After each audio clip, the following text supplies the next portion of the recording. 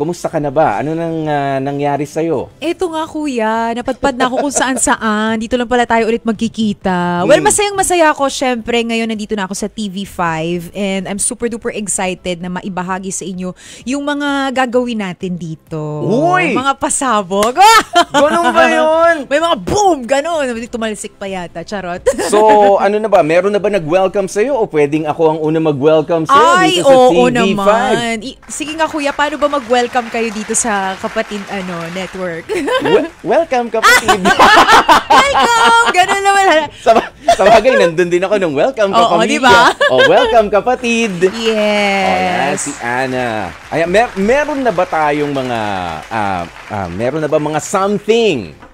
Ayan, aasahan namin sa'yo. Ikaw ba ay magbabalik sa radyo sa iyong pagpunta rito sa TV5, sa Radyo 5? Actually, isang napakagandang opportunity niya na magbalik sa radyo. Why not, 'di ba Kuya Poy? Kasi isa rin talaga sa love ko yung pagiging isang DJ. Kasi dami ko rin talaga natutunan dito sa pagdi-DJ syempre at looking forward ako diyan. Yeah, sabi mo nga ano nga ba yung mga hinandle mo mga programa noon yes. As a DJ? Noon kasi sa MOR 101.9 nagkaroon ako ng programa weekends, MOR Pinoy Hits.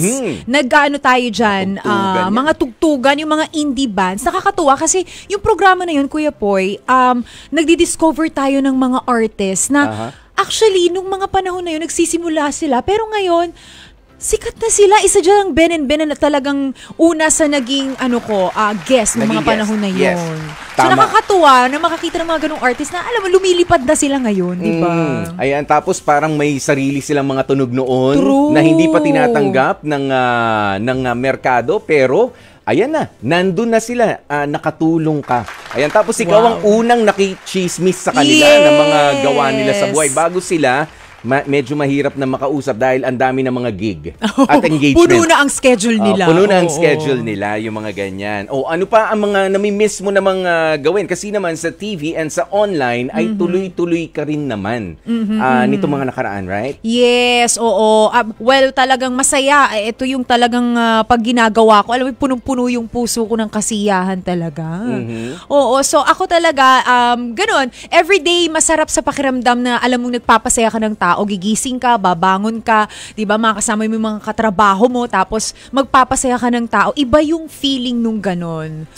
Okay, diba? The last time we talked, ganyan naman talaga ang target natin, makapagpasaya tayo ng mga tao. Pero meron bang particular person na nagpapasaya na ngayon kay Ana Ramsey? Uy, marami grabe naman. Meron kasi mga ayan may mga nagtatanong, Kuya Poy, ang ganda naman ni Ana. Uy, salamat. Meron bang meron na ba siyang, alam mo na, ganyan? MU lang tayo. Last time, wala pa no? Diba? Very tutok sa trabaho ito. Tutok tayo. MU lang, ganun, para may inspirasyon, ganun. The line is open. The